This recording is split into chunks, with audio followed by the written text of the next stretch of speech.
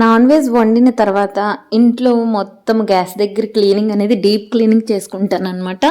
అది మొత్తం మీకు ఈ వీడియోలో షేర్ చేస్తానండి. అయితే సింక్ దగ్గర మాత్రం మంత్లీ వన్స్ అయితే మొత్తం అన్నీ తీసి ఒకసారి స్క్రబ్ తోటి సోప్ తోటి మొత్తం ఈ పైనుంచి కూడా ఈ సింక్ దగ్గర మొత్తం కూడా క్లీన్ చేసి నేను మళ్ళీ తడి క్లాత్తో క్లీన్ చేసి మళ్ళీ ఎక్కడవన్నీ అక్కడ సర్దేస్తానమాట.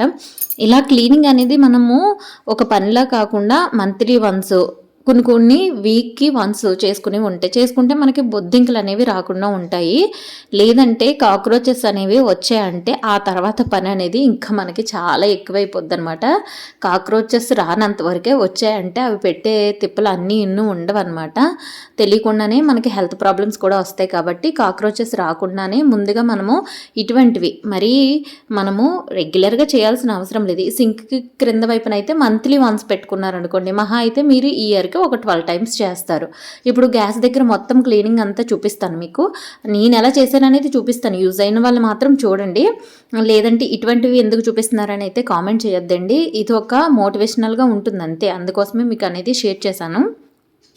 ఇలా నేను సింక్ క్రిందన మొత్తము లైజాలో హార్పిక్ ఇంకా షాంపూస్ సబ్బులు ఇవన్నీ పెట్టేస్తాను. మంత్లీ వన్స్ ఖచ్చితంగా నేను మొత్తం అంతా ఇలా క్లీన్ చేసేస్తాను.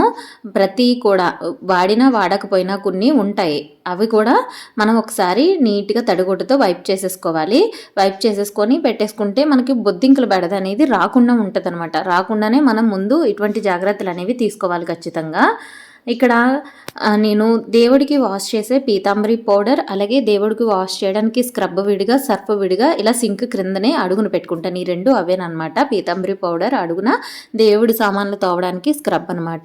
తర్వాత ఇలా కొన్ని ఐటమ్స్ అన్నీ ఒక బకెట్లో పెట్టేసి ఇలా పెట్టేస్తాను. సింక్ క్రింద వైపున మొత్తం క్లీనింగ్ అయిపోయింది.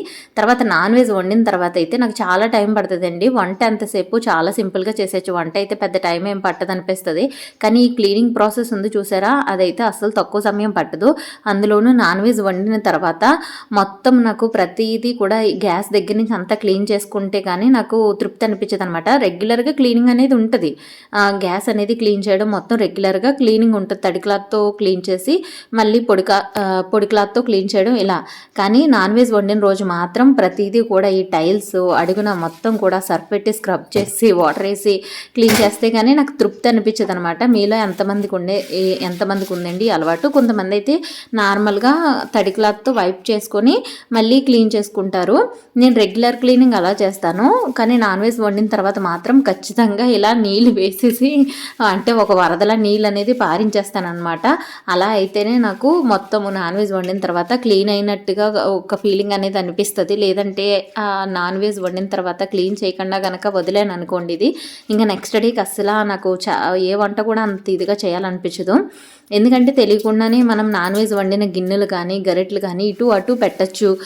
ఇంట్లో పెద్దవాళ్ళు ఎవరైనా తీసుకునే వాళ్ళు ఉంటే ఇటు అటు పెట్టచ్చు. అదంతా ఇంకా చిరాగ్గా అనిపిస్తుంది అనమాట. కొద్దిగా గోడల మీద కూడా చిన్నగా తుంపర్లు అనేవి వస్తూ ఉంటాయి. కాబట్టి ఖచ్చితంగా నేను టైల్స్ మీద, అలాగే గోడకున్న టైల్స్ మీద మొత్తం కూడా మామూలుగా మనము గిన్నెలు తోముకొని స్క్రబ్ ఉంటుంది కదా, స్క్రబ్ నార్మల్గా విమ్ బార్ తోటి మొత్తం క్లీన్ చేసి తర్వాత వాటర్ వేసి శుభ్రంగా క్లీన్ చేసేస్తానండి. ఇలా క్లీన్ చేశానంటే నాకు చాలా ఫ్రెష్గా అనిపిస్తుంది. బొద్దింకల బెడద అనేది మెయిన్ ఉండదండి. మీరు ఎప్పుడైతే తిన్నవైనా సరే నార్మల్గా మీరు ఒక చోట వదిలిపెట్టారనుకోండి, బొద్దింకలు అనేది ఫామ్ అవ్వడం అనేది చాలా తొందరగా జరిగిపోద్ది అనమాట.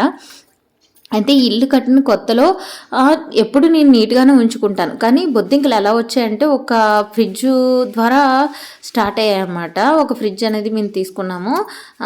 అది సెకండ్ హ్యాండిల్ తీసుకోవాల్సి వచ్చింది. అప్పుడు ఒకటి పోవడం వల్ల తీసుకోవడంలో అందులో కాక్రోచెస్ ఉన్నట్టున్నాయి. దాని ద్వారా ఇల్లు అంతా స్ప్రెడ్ అయిపోయిందండి. ఇంకా ఎంత చిరాకంటే అవి పోగొట్టడానికి నేను పడ్డ తిప్పలు అన్నీ ఇన్ని కాదనమాట. అందుకే ఇంక అప్పటి నుంచి ఆ తర్వాత ఫ్రిడ్జ్కి గ్యాస్ కట్ ఉంటుంది కదా, గ్యాస్ కట్ అంతా ఓపెన్ చేసి ఫ్రిడ్జ్లో కూడా మొత్తం హిట్ అనేది స్ప్రే చేసి ఒక రోజు అంతా ఎండలో పెట్టి తర్వాత అంతా యూజ్ చేసాము. తర్వాత కాక్రోచెస్ బెడద అనేది తగ్గిన తర్వాత ఇంకా నేను ఎక్కడ కూడా ఫ్రిడ్జ్ దగ్గర అవని మొత్తం కూడా నేను గ్యాస్ దగ్గర ఆల్మోస్ట్ నీట్గా ఉంచుకోవడానికే ప్రయత్నిస్తాను. తర్వాత ఇప్పుడు ఫ్రిడ్జ్ అనేది మళ్ళీ రిపేర్ వచ్చిందండి.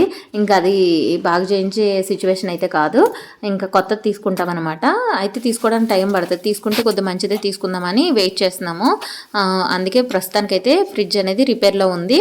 ఫ్రిడ్జ్ అనేది కొత్తది తీసుకున్న తర్వాత నేను ఎలాంటిది తీసుకున్నాను ఇది అంతా మీకు షేర్ చేస్తాను. మరి చిన్నది తీసుకోవాలనుకోవడం లేదు, అలా అని పెద్దది కాకుండా కొద్ది మీడియంలో ఉండేలా తీసుకుంటాము. ఇలా గ్యాస్ మొత్తం అయితే నేను క్లీన్ చేసేస్తానండి. వాటర్ వేసేసి కడిగేస్తే కానీ నాకు తృప్తి అనిపించదు అనమాట. ఇంకా కడగాలి ఖచ్చితంగా, అడుగున పైన గోడ వైపున. నాకు ఎంత టైం పడుతుందో తెలుసండి, ఇది చాలా టైం పడుతుంది అనమాట. మొత్తం ఇక్కడ వాల్ స్టిక్కర్ అంటించానా, అది కూడా నేను మొత్తం కూడా స్క్రబ్ చేసేసి వాటర్ వేసి కడిగేయాలి. అలా కడిగితేనే నాకు ఇంకా నాన్ వెజ్ వండిన తర్వాత నెక్స్ట్ డేకి వంటలు అనేది చేయాలనిపిస్తుంది అనమాట. లేదు నేను ఇలా కడగకుండా ఓన్లీ క్లాత్ ఎట్టి వైప్ చేస్తే నాకు ఆ తర్వాత రోజు వంటలకి అసలు మైండ్ అనేది నాకు రిఫ్రెష్గా అనిపించదు. కాబట్టి ఖచ్చితంగా నేనైతే మాత్రము నైట్ మొత్తము ఇలా నాన్ వెజ్ వండిన రోజు క్లీన్ చేసుకుంటాను. తర్వాత ఇందులో నేను ఒక విషయం అనేది చెప్పాలనుకుంటున్నానండి. ఇలా క్లీన్ చేస్తూ ఉన్నాను కాబట్టి ఇది చూస్తూ ఆ విషయం ఏంటనేది మీకు కన్వే చేస్తాను. ఈ రోజుల్లో పిల్లలకి చాలామందికి స్పీచ్ డిలే అనేది ఉంటుంది, అలాగే ఐ కాంటాక్ట్ ఉండట్లేదు. దానికైతే పేరు ఒక బోతల్ లాంటి పేరు ఉందిలేండి, ఆటిజం అని పెట్టారు. అయితే ఆ పేరు సంగతి పక్కన పెడితే ఈ పేరు అనేది పలకడానికి కూడా నాకు పెద్దగా ఇష్టం ఉండదండి. కానీ మా బాబుకు కూడా స్పీచ్ డిలే అనేది ఉంది. ఐ కాంటాక్ట్ అయితే కొద్దిగా పర్వాలేదు, మరీ అంత ఐ కాంటాక్ట్ ఇవ్వకుండా ఉండడు, కానీ స్పీచ్ డిలే అయితే ఉందన్నమాట. కాబట్టి బాబుకి నేను ఎటువంటి యాక్టివిటీస్ అనేది చేస్తూ ఉంటానో అవన్నీ మీకు షేర్ చేస్తాను. నేను రెగ్యులర్గా వీడియోస్ పెట్టలేను కదా, మీరు చూసి ఉంటారు నా ఛానల్ పెట్టి చాలా రోజులైంది. కానీ నేను రెగ్యులర్గా వీడియోస్ ఎందుకు పెట్టలేనంటే నేను ఉన్న పనులు దృష్ట్యా, అంటే చెప్పాలంటే చాలా ఉంటాయండి. ఇప్పుడు ఏదో ఒక్కొక్కసారి అనిపిస్తుంది అనమాట, 2 పడవల మీద కాలు వేస్తున్నామేమో అనిపిస్తుంది. అంటే ఎందుకంటే ఒక పక్కన గ్రూప్ 2 ప్రిపేర్ అవుదాం అనుకుంటున్నాను, తర్వాత ఏమో మళ్ళీ యూట్యూబ్ ఛానల్ ఇది కొద్దిగా సక్సెస్ అయిన తర్వాత ఆపలేమన్నమాట దీన్ని.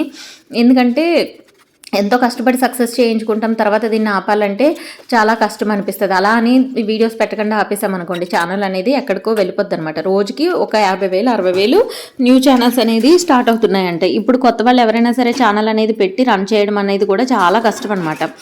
కొత్త వాళ్ళు అందులోనూ టైలరింగ్ ఛానల్ అనేది పెట్టి క్లిక్ అవ్వచ్చా అనేది చెప్పాలంటే మాత్రం ఈ రోజుల్లో అయితే కష్టమేనండి. ఎందుకంటే మీరు చూస్తూ ఉన్నారు కదా, టైలరింగ్ ఛానల్లో అందరూ ఇంకా చెప్పిందే చెప్తున్నారు, ప్రతి ఒక్కరికి కూడా కటింగ్ అనేది అర్థమైపోయింది. అయితే కొత్తగా మీరు ఏమన్నా చెప్పదలుచుకుంటే అటువంటివి ఏమన్నా క్లిక్ అవ్వచ్చు. అది కూడా మహా అయితే మీకు 1 2 3 4 5 ఈ మాత్రం వీడియోస్కి ఐడియాస్ వస్తాయి తప్ప రోజుకు ఒక కొత్త ఐడియా అయితే ఎవరికి పుట్టుకురాదు కదండి. కాబట్టి ఈ రోజుల్లో అయితే ఛానల్స్ పెట్టి క్లిక్ అవ్వడం అనేది కష్టమే, బట్ లక్ కూడా ఉంటుంది అనమాట క్లిక్ అవ్వడానికి. మీ హార్డ్ వర్క్తో పాటు లక్ కూడా ఉంటే ఖచ్చితంగా క్లిక్ అవుతారండి. అంటే ఎవరిని డిస్కరేజ్ చేయడం అనేది కాదు, నేను అనేది ఏంటంటే కొద్దిగా కన్సిస్టెన్సీ అనేది మెయింటైన్ చేయాలన్నమాట. యూట్యూబ్లో సక్సెస్ అవ్వాలి అంటే ఖచ్చితంగా డైలీ వీడియో పెట్టడానికి చూడాలి, కనీసం 2 డేస్కి ఒకటైనా పెట్టడానికి చూడాలి. అలాగే మీరు మాట్లాడేది కొద్దిగా కాన్ఫిడెంట్గా మాట్లాడగలగాలి. అలాగే థంబ్నెయిల్ అనేది చాలా ఇంపార్టెంట్ అనమాట. థంబ్నెయిల్ అనేది కీ రోల్ అనేది ప్లే చేస్తుంది అనమాట.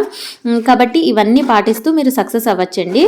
అయితే నేను రెగ్యులర్గా వీడియోస్ ఎందుకు పోస్ట్ చేయలేకపోతున్నానంటే చెప్పాను కదా, ఒక పక్కన 2 పడవల మీద కాలేస్తున్నట్టు అనిపిస్తుంది. కానీ మనకి ముందు ఏంటి, నేను గ్రూప్ 2 అనేది టార్గెట్ పెట్టుకున్నాను కాబట్టి ఫస్ట్ ప్రిఫరెన్స్ దానికే ఇస్తున్నాను. నాకు ఖాళీ ఉన్నప్పుడే నేను చేసి కొన్ని వీడియోస్ అనేది మీకు టిప్స్ రూపంలో చెప్తున్నాను. నేనైతే కాన్ఫిడెంట్గా చెప్పగలను, నేను కుట్టి దాని మీద నాకు నమ్మకం ఉంది కాబట్టి ప్రతిదీ కాన్ఫిడెంట్గా నేను చెప్పగలను. నేను చెప్పేది కూడా ఎక్స్ప్లెనేషన్ అనేది బాగా ఇవ్వగలను కాబట్టి పర్వాలేదు. ఎక్కువ సబ్స్క్రైబర్స్ ఉన్నా సరే కొంతమందికి వ్యూస్ అనేది తక్కువ వస్తున్నాయి. అలా పోల్చుకుంటే మనకి సబ్స్క్రైబర్స్ తక్కువ ఉన్నా పర్వాలేదు, మరీ ఎక్కువ ఏం కాకపోయినా. అయితే మనీ అయితే మీరు అనుకున్నట్టు ఏమీ వచ్చేవండి. ఈ మాత్రం వ్యూస్కి అయితే మనీ అనేది చాలా కష్టం అనమాట. మంత్లీ ఏం తీసుకోను నేను. అయితే ఇదంతా పక్కన పెడితే మీకు ఏం చెప్పాను, యాక్టివిటీస్ అనేది చూపిస్తాను అన్నాను కదా. ఎందుకంటే ఈ రోజుల్లో పిల్లలకి స్పీచ్ డిలే అనేది కామన్గా ఉందన్నమాట. ప్రతి ఒక్కరికి కూడా స్పీచ్ డిలే అనేది చాలా కామన్ అయిపోయిందండి. నాకు తెలిసి అయితే మ్యాక్సిమము 100లో ఒక 30 మందికైనా సరే ఈ ప్రాబ్లం ఫేస్ చేస్తున్నారేమో అనుకుంటున్నాను. ఎందుకంటే నేను ఒక గ్రూప్లో ఉన్నానమాట. ప్రతి ఒక్క పేరెంట్ ఇదే సేమ్ ప్రాబ్లం అనమాట. ఏం ఉండట్లేదు, ఐ కాంటాక్ట్ ఇవ్వడం లేదు, స్పీచ్ డిలే, కమ్యూనికేషన్, మన కమాండ్ ఫాలో అవ్వకపోవడం, ఇలా అనమాట. మా బాబు అయితే కొన్ని కమాండ్స్ అనేది బాగానే ఫాలో అవుతాడు, స్పీచ్ అనేది కొద్దిగా డిలే అనమాట. తనకి పలకడం అయితే ప్రొనౌన్సియేషన్ అయితే వచ్చు, కానీ మనం అడిగింది పలకడనమాట. అయితే ఏదైతేనే దానికి పేరైతే నేను పెట్టనండి. స్పీచ్ డిలే అనేది చెప్తాను. పేరు అనేది పెట్టడం నాకు ఇష్టం లేదు. కానీ యాక్సెప్ట్ అయితే చేయాలి. చేశాను కాబట్టి ఆ యాక్టివిటీస్ అనేది నేను పెడదాము అనుకుంటున్నాను. ఎవరైనా స్పీచ్ డిలే ఉన్న వాళ్ళు, ఐ కాంటాక్ట్ తక్కువ ఉన్న పిల్లలు కనుక పేరెంట్స్ ఉన్నారనుకోండి, వాళ్ళ పేరెంట్స్కి యూజ్ అవుతాయి అనమాట. అవి విడిగా వ్లాగ్స్లో నేను కంబైన్ చేయను. మధ్య మధ్యలో నేను టైటిల్ తమ్నైల్ పెడతాను కాబట్టి అవి మాత్రం యూజ్ ఉన్న వాళ్ళు అవి చూడండి. అంటే యాక్టివిటీస్ని తీసుకొచ్చి వ్లాగ్స్ మధ్యలో నేనేం కంబైన్ చేయను. యాక్టివిటీనే విడిగా పెట్టి తమ్నైల్ అనేది పెడతాను. దాని ప్రకారంగా మీరు చూసుకోండి సరిపోతుంది. ఎందుకంటే నేను వ్లాగ్ మొత్తం పెట్టి నాకు వ్యూస్ రావాలనే ఉద్దేశంతో వ్లాగ్ మధ్యలో ఎక్కడైనా సరే నేను అది పెట్టాను అనుకోండి, చేరాల్సిన పిల్లల వరకు పేరెంట్స్కి ఉపయోగపడే కంటెంట్ కాబట్టి చేరకపోవచ్చు. అందుకోసం నేను ఇటువంటి కంటెంట్ విడిగా పెడతాను. తప్పకుండా చూడండి. ఎందుకంటే ఈ వీడియో కనుక మీకు గనక రీచ్ అయింది అంటే ఆ వీడియోస్ అనేవి వస్తూ ఉంటాయి, పెడతాను. నేను ఇప్పటి వరకు చాలా యాక్టివిటీస్ చేయించాను, బట్ ఎప్పుడు పెట్టాలి, ఎందుకు చెప్పుకోవడము పెట్టడము అనిపించింది. బట్ ఇది చాలామందికి యూజ్ అవుతుంది, ఖచ్చితంగా చెప్పాలి. పేరెంట్స్ యొక్క బాధ ఎలా ఉంటుంది, పిల్లలకి స్పీచ్ అనేది డిలే అవుతూ ఉంటే అనేది. కాబట్టి ఖచ్చితంగా వీడియోస్ కూడా ఇంకా షేర్ చేయాలని డిసైడ్ అయ్యాను. వాటర్ బాటిల్ క్లీనింగ్ అనేది సాల్ట్ వేసానండి. సాల్ట్ కళ్ళుప్పు ఉంటుంది కదా, కళ్ళుప్పు వేసి చక్కగా క్లీన్ చేస్తారనుకోండి, చాలా నీట్గా మొత్తం కూడా ఏ బ్రష్ పెట్టాల్సిన అవసరం ఉండదన్నమాట. కళ్ళుప్పు వేసి ఫస్ట్ అటు ఇటు గట్టిగా గిలకరించేసి వాటర్ వేసి క్లీన్ చేసేస్తే చాలా బాగా క్లీన్ అవుతాయి. నేను ఇలాగే క్లీన్ చేస్తాను. తర్వాత ఇందులో హాట్ వాటర్ అనేది నేను మరగబెట్టేసి ఉంచుతానండి. హాట్ వాటర్ వేసేసి పిల్లల రూమ్లో ఒకటి, మావయ్య గారి రూమ్లో ఒకటి పెట్టేస్తాను అనమాట. మళ్ళీ మరుసటి రోజు ఉదయం ఒకసారి ఇది హాట్ వాటర్, మళ్ళీ మరుసటి రోజు ఉదయం హాట్ వాటర్ పెడతాను. రాగి బిందెలో వాటర్ మ్యాక్సిమం హాట్ వాటర్ అనేది మేము ప్రిఫర్ చేస్తాము. ఖచ్చితంగా బాయిల్ చేస్తాను. లేదా వన్ డే నైట్ అనేది మొత్తం కూడా నేను రాగి బిందెలో ఉంచేసి అదే నేను వేస్తానమాట. ఇలా మొత్తం కిచెన్ అంతా క్లీన్ అయిన తర్వాత ఇలా ఉందండి మొత్తం క్లీనింగ్ అంతా. చూసారు కదా, వంటకు పట్టే సమయానికంటే చాలా ఎక్కువ సమయం అయితే పట్టుతుంది అనమాట. ఇదే కష్టమైన పని అండి క్లీనింగ్ అనేది. వంటే సింపుల్ నాకైతే మాత్రం.